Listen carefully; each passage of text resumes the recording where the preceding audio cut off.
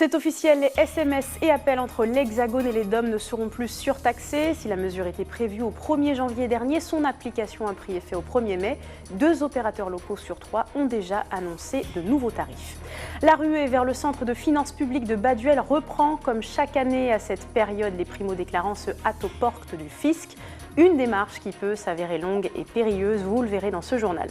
Enfin, elle a fait l'unanimité au concours de beauté ce week-end. Marie-Thérèse Bidiou est la nouvelle Super Mamie 2016. Elle succède à Simone Marietta Leaco, élue également Super Mamie nationale 2015. Bonsoir à tous et bienvenue dans votre journal. La fin du roaming était annoncée pour le 1er janvier 2016. Ces surcoûts d'itinérance sont désormais histoire ancienne. SMS et appels entre l'Hexagone et l'Outre-mer ne seront donc plus surtaxés aux grandes dames des opérateurs locaux qui soulignent l'importance d'une surveillance accrue afin d'éviter les abus. Précision à Yodeli Germa. Les clients de téléphonie mobile en déplacement ont tous déjà connu ce moment. Descendons de l'avion. Vous atterrissez à l'aéroport d'Orly, vous reconnectez votre portable et vous avez toute une avalanche de SMS qui vous indique l'évolution en fait, du tarif de vos communications, que ce soit pour passer un appel ou pour recevoir un SMS ou pour aller consulter vos mails. Donc ça ne va plus exister. Voilà, alors là il va y avoir une très nette évolution pour les clients puisque les clients pourront utiliser leur forfait en illimité, en appel en fait, comme s'ils étaient en local. Depuis le 30 avril, tous les opérateurs mobiles se conforment aux dispositions de la loi. Fini les surcoûts d'itinérance. Une très forte diminution des coûts d'itinérance concernant la voix et les MMS et une baisse, donc divisée par 4, des frais concernant la data. Si cette nouvelle réglementation réjouit la clientèle, elle a pourtant des failles dont certains peuvent abuser. En l'absence de roaming, certains clients peuvent opter pour un opérateur mobile plus avantageux de métropole, alors qu'ils résident en Outre-mer. En janvier dernier, cet opérateur craignait alors que la fin du roaming ne rime avec l'ouverture du marché ultramarin à une concurrence inéquitable. C'est la notion de roaming permanent qui va devoir être détaillée, c'est-à-dire cet avantage-là, combien de temps dans l'année on va l'offrir aux clients, et donc c'est aussi une partie des détails qui doivent être affinés dans le cadre de l'application de cette loi. C'est un enjeu économique important pour Digicel, pour les autres aussi, et c'est certain que nous sommes tous les trois dans la même situation, c'est-à-dire que tous les trois, nous avons une licence pour opérer sur le territoire local anti-Guyane. Il y a un vrai sujet de concurrence puisque les marchés ne sont pas les mêmes, les prix de marché ne sont pas les mêmes et donc il faut aussi régler ça. À l'heure actuelle, les frais d'Internet mobile ont été divisés par 4, mais en juin 2017, ces frais supplémentaires seront supprimés totalement. Le mouvement social suit son cours chez Météo France Guyane. Les 7 prévisionnistes du département jugent la réorganisation de leur travail incohérente et protestent. Outre l'absence de précision météo depuis près d'un mois, la compagnie Air Guyane notamment en fait les frais. Explication Maxime de la Houplière. Faute d'un accord trouvé avec sa direction, le personnel de Météo France en Guyane poursuit sa grève. Un mouvement social débuté le 4 avril dernier et qui n'est pas sans conséquences. Depuis le début du mois d'avril, Air Guyane a un impact non négligeable dû aux absences de prévisions météorologiques délivrées par le centre de Guyane. Nous en sommes fort désolés, mais nous restons sur notre position et nous défendons notre droit de grève pour défendre cette situation qui, pour le personnel de Guyane, est inacceptable. Car la petite compagnie locale souffre de la situation. Privée de prévision météo sur une de ces 2 zones de dégagement obligatoires en cas de problème, elle doit s'adapter. Quand on va d'un point A à un point B, il faut absolument qu'au point B, on ait un autre terrain qui soit accessible, c'est-à-dire un point C. Pour la Guyane, comme nous sommes loin de tout, nous avons choisi également le terrain de Cayenne pour pouvoir revenir en cas de problématique. Donc on a Paramaribo d'un côté, Cayenne de l'autre. Quand on n'a pas Cayenne, qu'est-ce qu'on fait? Eh ben, on ne peut plus voler ou alors on prend plus de carburant pour aller plus loin. Une stratégie qui a un coût. 2 passagers en moins par vol, c'est 800 € environ qui partent en fumée. Sachant que 2 vols par jour sont impactés et à raison de 30 jours de grève, Air Guyane a déjà perdu entre 40 et 50 000 €. Depuis quelques jours, la compagnie fait appel à une société privée américaine. Les agents de Météo France, eux, vont adoucir leur mouvement, mais seront en grève jusqu'au 28 mai. En bref, 2 enfants ont chuté dans un puits d'environ 1 mètre de profondeur hier dans un petit village près de Mana. La fillette âgée de 3 ans n'a pas été blessée, mais son cousin d'1 an et demi a failli y passer. Il était en arrêt cardio-respiratoire quand il a été extrait du trou par son oncle. Ce dernier effectuait les premiers gestes de secours qui auraient permis de sauver l'enfant. Les 2 ont été transportés au CHOG. La croix et la bannière, c'est bien connu. Il faut s'armer de patience pour effectuer ces démarches auprès des impôts. Comme chaque année à la même période, le centre de finances publiques de Baduel implose. Des files d'attente interminables constituées notamment de primo-déclarants en plein parcours du combattant, comme nous le montre Mia Pierre. Chaque année à la même période, c'est la même galère. Une file d'attente qui n'en finit pas au centre des finances publiques route de Baduel. Beaucoup se sont armés de leur ombrelle pour subir le soleil. Particuliers ou professionnels, les déclarants n'attendent pas, surtout ceux qui font leur déclaration pour la première fois. Il y a beaucoup de monde chaque année, il y a beaucoup de monde. Bon, alors la plupart des gens sont là, comme la campagne a commencé aujourd'hui, c'est du 2 mai jusqu'à 18 mai, à la période de déclaration pour les gens, la plupart des gens, pour la première inscription en fait. Pourtant, ils gagneraient en temps à faire leur déclaration en ligne. Ceux qui ont choisi la déclaration de revenus 100% en ligne n'ont pas ce souci. Mais ce n'est pas encore entré dans les mœurs ici. S'il y a ceux qui ont la patience d'attendre toute une matinée, d'autres préfèrent partir et revenir le lendemain. Je veux me déclarer, mais il y avait trop de monde, donc je préfère revenir demain. Les formulaires de déclaration de revenus papier sont adressés depuis le 8 avril aux contribuables ultramarins. Ils devront effectuer la déclaration en ligne de leurs revenus avant le mardi 7 juin à minuit. En revanche, pour les contribuables qui déclarent les revenus par formulaire papier, il faudra être plus rapide. La date limite est fixée le 18 mai à minuit. Et nous recevons justement ce soir le directeur des finances publiques, Jean-Claude Hernandez. Bonsoir. Madame. Merci d'avoir accepté notre invitation. Monsieur Hernandez, on l'a vu dans ce reportage, déclarer ses impôts peut s'avérer compliqué, en tout cas un peu périlleux au départ. Périlleux, c'est un mot. C'est un grand mot. C'est un grand mot. Non, ça reste forcément en Guyane un moment qui peut être un peu compliqué compte tenu de la volumétrie de l'accueil à Baduel. Mais les images montrent que nous avons amélioré l'infrastructure et que nous mettons désormais à la disposition de nos usagers un carbet qui les protège, si vous voulez, des conditions météo qui sont, comme tout le monde le sait, dans le département un peu compliquées. Le reportage le suggérait, le mieux c'est effectivement de télédéclarer, de faire ça tranquillement, chez soi, à la fraîche, le ventilateur ou climatisation. Excusez-moi de vous couper la parole, pour le coup ça concerne les primo-déclarants qui sont obligés de se déplacer pour le moment. Les primo-déclarants, on en a à peu près 2000 par an, c'est pas la majorité. Sur les 103 000 foyers fiscaux, on a à peine 2000 primo-déclarants tous les ans, bien évidemment. Mais je dirais que pour les contribuables connus, patentés, ceux qui sont inscrits dans nos fichiers, le conseil que je leur donne aujourd'hui, c'est d'aller sur notre site www.impôts.gouv.fr et de télédéclarer. C'est commode et c'est désormais même obligatoire pour les gens qui ont un revenu de référence supérieur à 40 000 €. Et le télépaiement sera obligatoire pour les gens qui ont un impôt à payer supérieur à 10 000 €. On pense notamment aux personnes qui effectuent plusieurs centaines de kilomètres, qui se déplacent pour se rendre simplement au centre. Aujourd'hui, la télédéclaration est tout à fait adaptée à la spécificité du territoire guyanais. Donc, au-delà de l'obligation légale qu'on traitera, si vous voulez, avec ce qu'il faut de hauteur de vue, je pense que la géographie du département se prête effectivement à une télédéclaration. Vous évoquiez les contribuables qui sont éloignés. Une des, je vais dire, la particularité de cette campagne d'impôt sur le revenu de 2016, c'est que nous avons ouvert un service des impôts des particuliers à Kourou. Donc tous nos usagers qui devaient faire Kourou, Cayenne, Kourou, peuvent désormais, dans des locaux qui sont parfaitement adaptés.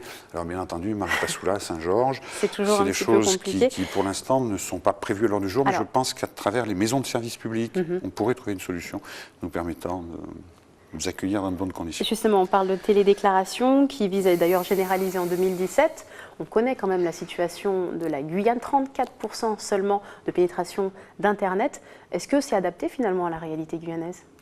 Il faudra bien évidemment, dans ce contexte-là, examiner la situation de la Guyane et cette généralisation de l'obligation en 2019, parce qu'en 2019, tout le monde sera concerné. 2019, il faudra bien évidemment se poser la question des territoires sur lesquels la bande passante, les zones grises ou les difficultés de connexion sont des difficultés patentes. Formons ici l'augueur et le vœu que les opérateurs vont réaliser des progrès et que la Guyane sera désormais connectée. On l'espère. On l'espère grandement en tout cas. À partir de l'année prochaine, autre point, les entreprises devront prélever les impôts à la source, c'est-à-dire sur les salaires.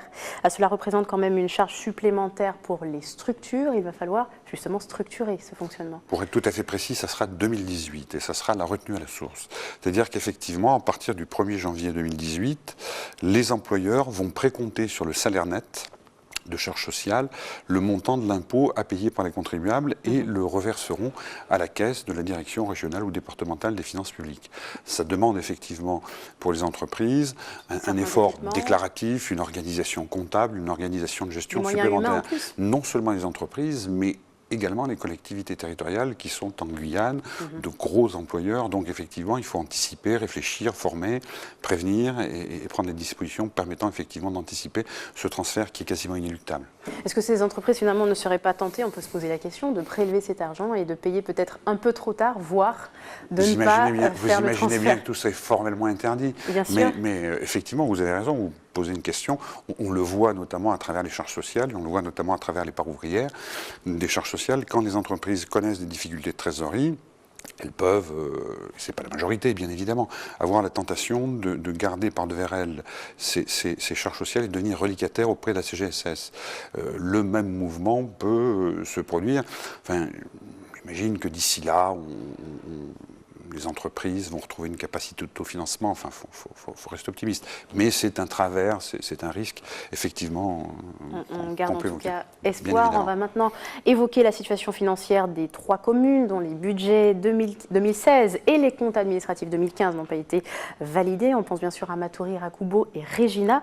Vous vous retrouvez aujourd'hui à gérer cette affaire. Concrètement, qu'est-ce qui va se passer? C'est plus l'homme chargé de la fiscalité dans le département, mais le comptable public qui s'exprime. La deuxième casquette. Alors, à titre personnel, je dirais, moi, c'est un détail, mais dans une difficulté qui est celle d'assurer la clôture du compte administratif. Aujourd'hui, les acteurs qui sont au cœur du processus, c'est bien entendu les élus, mais également le préfet, la Chambre régionale des comptes. C'est-à-dire qu'aujourd'hui, le préfet va ou a déféré d'ores et déjà les budgets en question à la Chambre régionale des comptes qui dispose de 30 jours, c'est l'article L 1612 du Code général des collectivités locales, pour donner un avis et faire redescendre cet avis au maire. Au préfet, qui le signifierait au maire, afin d'exécuter un budget, mais un budget qui ne sera exécuté que sur la partie section de fonctionnement. C'est-à-dire que finalement, on expédiera les affaires courantes au détriment de l'investissement. Donc, ce n'est pas un processus rédhibitoire, rien n'est bloqué, il est inédit. Ce qui est inédit, c'est que, je veux dire, quelque chose qui a priori peut apparaître comme comptable, comme un processus de gestion budgétaire, devient finalement processus politique. Un dernier point maintenant, M. Hernandez, si vous le permettez, maintenant peut-être un peu plus personnel, sur votre séjour en Guyane, évidemment, vous en doutiez, vous avez quand même vécu 8 années ici. En 2 séjours. En deux séjours, effectivement, on s'en souvient, on l'avait d'ailleurs évoqué il y a peu de temps. Donc 8 années en 2 séjours, avec quel souvenir vous quittez la Guyane? Exceptionnel, c'est-à-dire qu'on ne reste pas 8 ans dans ce département sans avoir à la fois beaucoup d'amitié, beaucoup d'empathie, beaucoup de sympathie pour les gens qui vivent ici. Je vais laisser de nombreux amis, je garde des souvenirs tout à fait merveilleux de ce département, et c'est pas une posture, on ne reste pas 8 ans si on ne se plaît pas, ça serait du masochisme.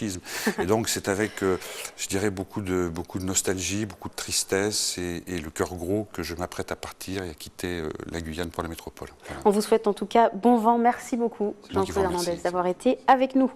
On revient à présent sur le week-end porte ouverte tenu par le 3e régiment étranger d'infanterie de Kourou. L'occasion pour les 650 légionnaires de commémorer la bataille de Cameron au Mexique le 30 avril 1863. 3 d'entre eux ont d'ailleurs été naturalisés à cette occasion, en présence notamment du préfet de région. On fait le point avec Xavier Paul Lepelletier. La fête de Cameron, c'est juste un bon moment à partager avec plein de personnes. Une fête magnifique, la Légion, plein de respect. Du respect et de la solennité, mais aussi beaucoup de festivités, comme chaque 30 avril au 3e REI. On y commémore la bataille de Cameron durant le siège de la ville de Puebla. 3 officiers, 62 militaires durant. Et elle est face à ce moment-là à 2000 Mexicains.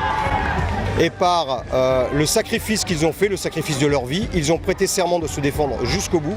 Ils ont réussi à sauver le convoi, malgré que tout le monde, sauf 5, ait été tué. Et en fait, on ne célèbre pas, on ne commémore pas une victoire, mais bien le respect de la parole donnée et la mission remplie jusqu'au bout. Avec plus de 600 hommes basés en Guyane, le 3e REI est le plus décoré de la Légion étrangère et le 2e de l'ensemble de nos forces armées. Samedi, un Malgache, un Ukrainien et un Croate ont reçu leur certificat de naturalisation. Le 3e régiment étranger d'infanterie a déménagé de Madagascar en 1973 pour s'implanter en Guyane. Et aujourd'hui, il y assure un certain nombre de missions depuis cette époque-là. Tout d'abord dans le cadre de la protection du centre spatial guyanais et de l'aménagement du territoire, puisque le régiment a creusé la route nationale numéro 2 entre Cayenne et Saint-Georges de l'Oyapock dans les années 70 et 80. Et depuis 1979, le régiment assure la protection du centre spatial guyanais.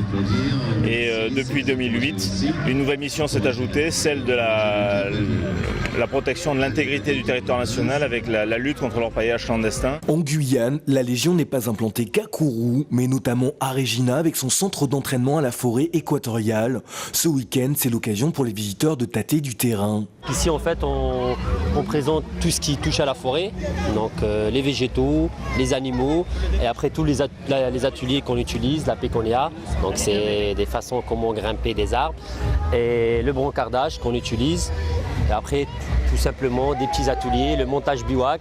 On m'a dit que c'était une missile pour les avions, on voit pas ça tous les jours quoi. Il a une portée de 5 km, il est équipé d'une caméra thermique qui permet à l'équipage de pièces, donc le chef de pièce plus le pointeur tireur, d'avoir un visuel au plus loin pour détecter les aéronefs, avions, hélicoptères ou drones. Pour ceux qui ont bien profité de cette kermesse, une grande partie des bénéfices du week-end vont être reversés à des organismes sociaux pour les anciens légionnaires.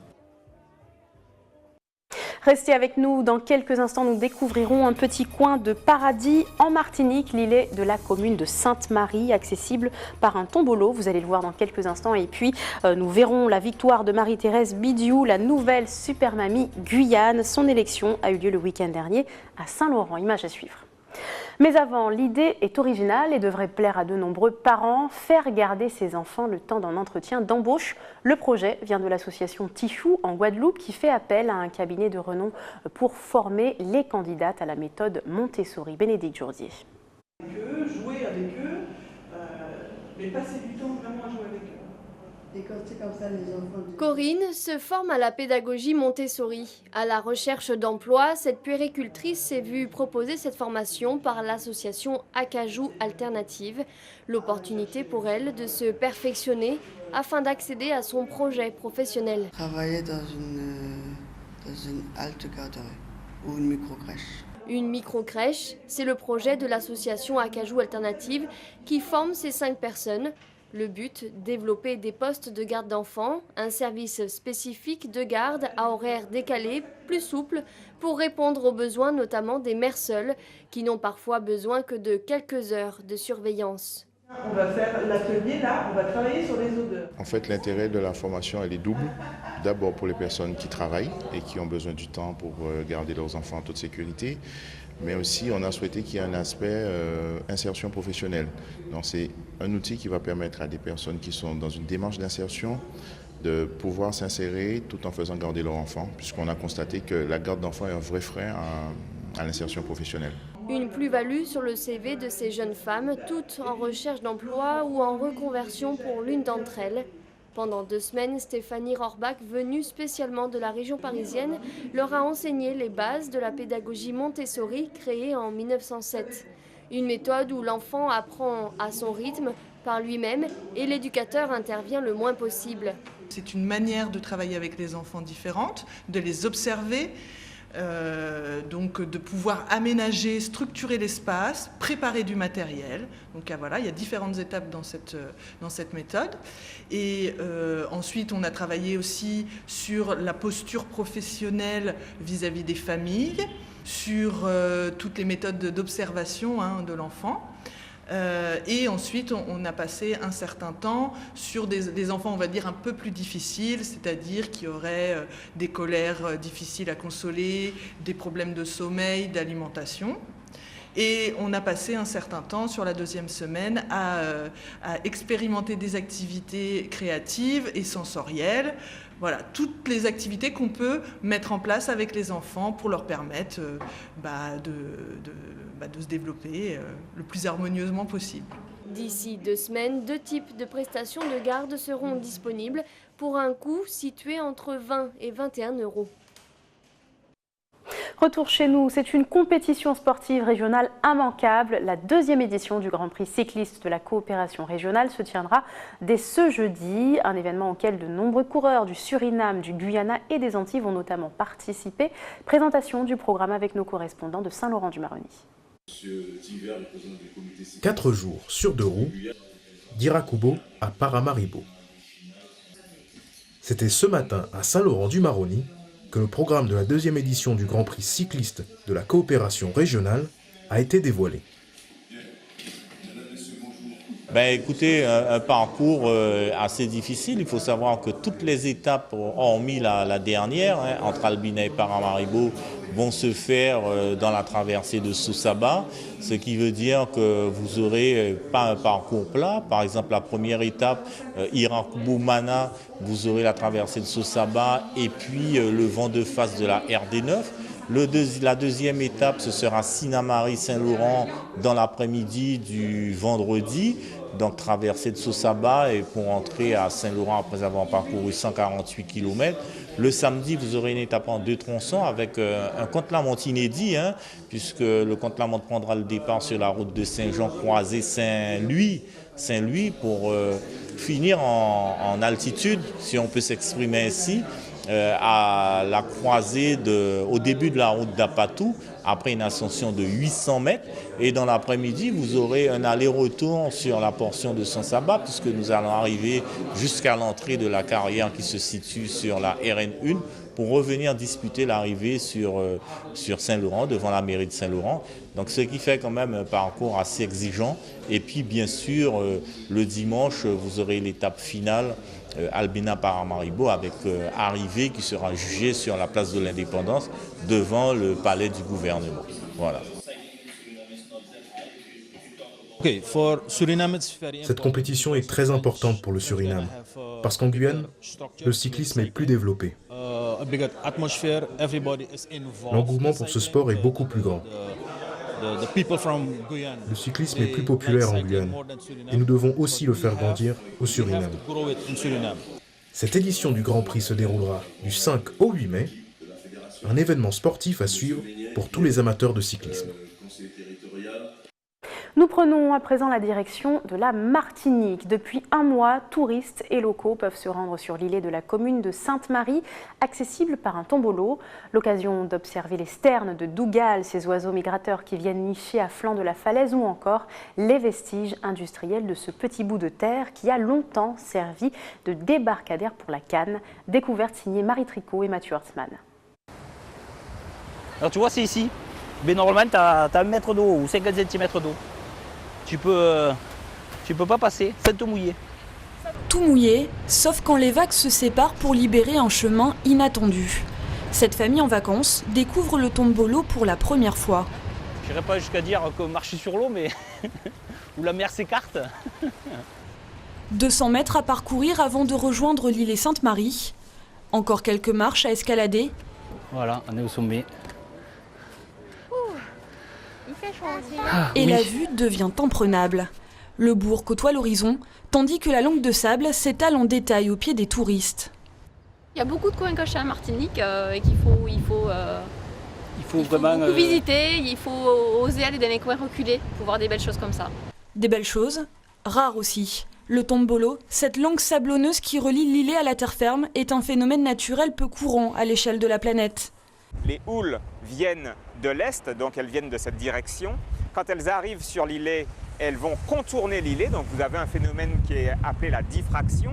Les houles vont se scinder en deux de part et d'autre de l'îlet, et en se scindant en deux de part et d'autre de l'îlet, elles vont raboter les marges de l'îlet et extraire des sédiments, grignoter, si j'ose dire, progressivement l'îlet, et ramener les sédiments sur la face protégée au vent, c'est-à-dire sous le vent, donc sur la zone sur laquelle nous sommes.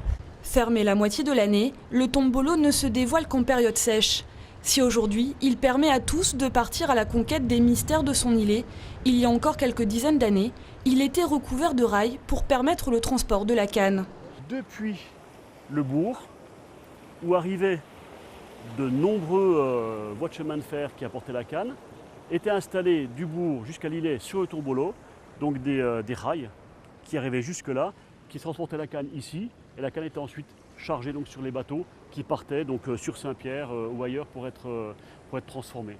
Si le visiteur peut observer ces vestiges de l'industrialisation en baissant la tête, il doit lever les yeux pour apercevoir les seigneurs du domaine. Ah oui, elles sont bien arrivées. Arrivés depuis l'Amérique du Sud, les sternes de Dougal sont en train de pêcher, bien à l'abri sur ce site protégé. On est sur le territoire français, le deuxième site de reproduction nationale après la Nouvelle-Calédonie. Donc c'est quand même en Outre-mer que ça se passe, grosso modo. Et effectivement, ici, elles ont jeté leur dévolu sur certains îlets de la Martinique, et notamment l'îlet Sainte-Marie. Plus de 300 couples nichent à flanc de falaise le temps de la reproduction. Menacés d'extinction, les sternes de Dougal sont devenus le symbole de la fragilité d'un îlet lui-même condamné par l'érosion. En plus, on a essayé de faire repousser un petit peu des herbes pour essayer de protéger. Alors pour préserver ce bijou de la nature, ses gardiens le chérissent avec patience. Des gabions en bois qui sont faits à partir d'un bois qui est le mahogany, avec un bois qu'on cultive ici, qu'on éduque pour en faire donc, du bois d'œuvre et des l'ébénisterie. Et donc bon, là, il arrive en fin de vie, hein, il a 3-4 ans, donc on va le changer. Mais il a fait son travail. Vous avez vu ici, il y a un remplissage en fait, du gabion qui fait qu'il y a une horizontalité avec quand même une circulation d'eau qui se fait et qui permet en fait aux matériaux d'être stockés ici, de remonter donc le niveau donc, du plancher et de limiter beaucoup fortement l'érosion. Longtemps resté dans l'anonymat, le tombolo a vécu sa renaissance en 2012 lorsque la commune a décidé de l'ouvrir au public. Aujourd'hui, des milliers de visiteurs arpentent sa bande de sable pour le souvenir d'un aller-retour impérissable. De belles images à nouveau pour finir ce journal, je vous l'annonçais en titre, Simone Marietta Leaco a passé le flambeau de Super Mamie Guyane à Marie-Thérèse Bidiou. Et la prochaine étape pour notre nouvelle ambassadrice sera de défendre les couleurs de la Guyane le mois prochain lors de l'élection nationale à Nice. À 69 ans en tout cas, cette grand-mère de 22 petits-enfants, 37 arrière-petits-enfants se dit prête à relever le défi. Reportage. Un couronnement sous les applaudissements pour Marie-Thérèse Bidiou, la nouvelle Super Mamie de Guyane. C'était samedi 30 avril à Saint-Laurent-du-Maroni que l'élection régionale de ce concours a eu lieu. Au programme, un plateau d'artistes saint-laurentais et des spectacles nombreux. Une soirée qui a su mettre nos doyennes à l'honneur. C'était juste une élection magique, vous l'avez vu, hein, riche en couleurs, riche en traditions. Et la mamie qui est élue, je trouve ça merveilleux, parce que pour nous, en métropole, ça va apporter un plus au niveau justement de toutes ces traditions aussi qui existent en Guyane, et notamment amérindiennes qu'on connaît si peu. Là, je suis très contente parce que c'est comme c'est eux qui m'ont élue. C'est le fait peut-être que j'ai plus de petits-enfants que les autres peut-être. J'ai 22 petits, les premiers, et 37 arrière-petits-enfants. Le maire de Saint-Laurent nous a lancé un défi. Il comptait sur nous. Ça a été très court.